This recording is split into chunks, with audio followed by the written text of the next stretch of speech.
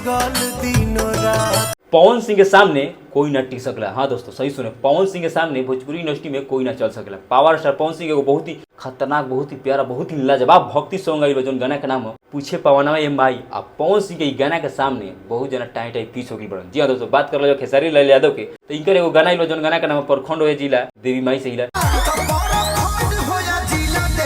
इनकर फैन इतना नाराज बन खेसारी लाल यादव के ई गाना से कि इनकर गाना, ई भक्ति गाना में खेसारी लाल यादव विवाद कर चाहत रहे। आ बिना विवाद के लिए खेसारी लाल यादव पवन सिंह के बिना खोदले ना चल सकलन। पावर स्टार पवन सिंह जो ई गाना बा पूछे पवनवा माई, खेसारी लाल यादव 7 जनवरी इनकर नानी याद जीवन तब खेसारी लाल यादव वैसे गाना ना गा सकलन, ना कबो पवन सिंह के बराबरी कर सकलन। भाई ई बात हम बिल्कुल सही कहतनी। भले खेसारी लाल यादव के फैन के बुरा लागो, लेकिन बुरा लागो तो ओकरा से मतलब नहीं के। पवन सिंह बहुत बहुत अच्छा गाना गैले बड़न, बहुत प्यारा गाना गैले बड़न, जौन कि माँ अम्बे फिल्म से आई भाई गाना। तो पवन सिंह जितना भी फैन बड़न एक बार गाना के जरूर सुनिए, हमारे वीडियो को एक बार जरूर एगो लाइक करिए।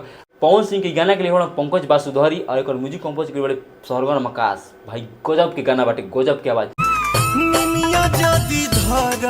एक बार सुन ले बनू तो तार दिल खुश हो जाए, तार रुइया के जरूर एक बार खड़ा हुई। पवन सिंह इतना दर्द में गाओ तो हारमोनियम लेके हारमोनियम ले लियन पवन सिंह तो सामने के टिकी हो भोजपुरी इंडस्ट्री में केहू बा तो तनी कमेंट करके नाम बतावा लो। भोजपुरी इंडस्ट्री में गॉड फादर है पवन सिंह। भक्ति गाना तो पवन सिंह खुद कहलन कि भक्ति गाना हमारा लिए, हमारा खातिर एगो सबसे बेस्ट पर्व, हमारा फेवरेट पर्व बा कही तो नवरात्र बा। कहे कि पवन सिंह नवरात्र जाना जाना। अब कोनो भी कलाकार पवन सिंह के सामने ना चल सकलन भैया। जब पवन सिंह हारमोनियम लेके गाना गा दस तो छिटा जाएगा सब कोई के। हम बात कंप्यूटर वाला नहीं करते पवन सिंह की बड़ाई करते ना, पवन सिंह वो लायक है। अगर कोई लायक होता है उनके सामने तो मैं बताता, लेकिन पवन सिंह के सामने कोई कंप्यूटर नहीं, पवन सिंह के सामने कोई टिक नहीं सकता है।